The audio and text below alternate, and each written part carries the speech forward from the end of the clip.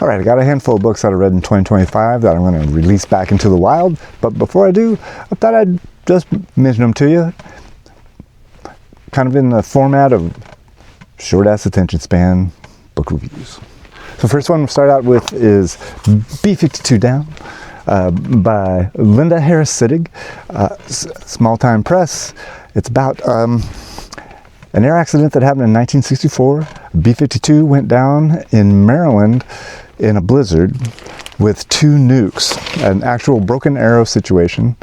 And the combined destructive power of those nukes was over 1,000 times more than the atomic bomb they dropped on Hiroshima. It's a thin book, but a riveting true story with heroism and tragedy that you would not expect to be happening in the roughest part of Maryland for a rescue. They actually call it the Switzerland of Maryland, to give you an indication of how rugged that was. So, B-52 Down, if you ever run across it, pick it up, worth a read. Next one we have, always a classic Kennedy assassination book. This is a Hit List. Richard Belzer, the actor and comedian, along with David Wayne. They document about 50 mysterious deaths surrounding the Kennedy assassination, from within minutes of the act itself to every time they reopen the investigation, there seems to be a rash of witness accidents. Way beyond statistical probability. It's worth checking out. So, not fantastic writing. These are kind of in increasing order of quality of writing. So the next one's actually, it's a great story. If you're not familiar with it, the War of 1812, a lot of crazy stuff happened, but the Battle of New Orleans. This is actually called Andrew Jackson and the Miracle of the Battle of New Orleans, by Brian Kilmeade and Don Yeager, popular history authors. Crazy story. I'm surprised it's not a staple of war movies, just because it's got everything, the whole band of misfits, pirates, slaves, outdoor, like mountain men, just everybody coming together to keep the British out of Nolens. It could have been the turning point of the war.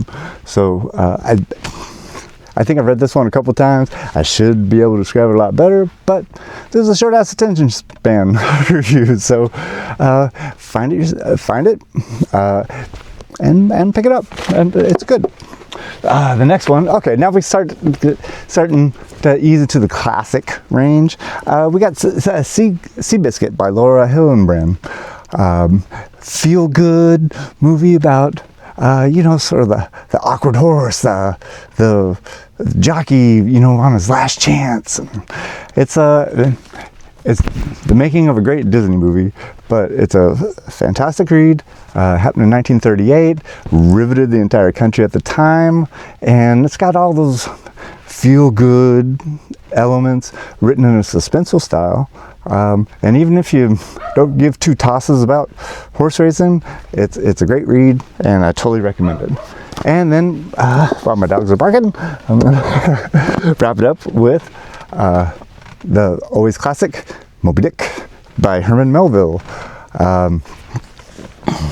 So much has been said about this before. If you want to sound like you know what you're talking about, he was a whaler.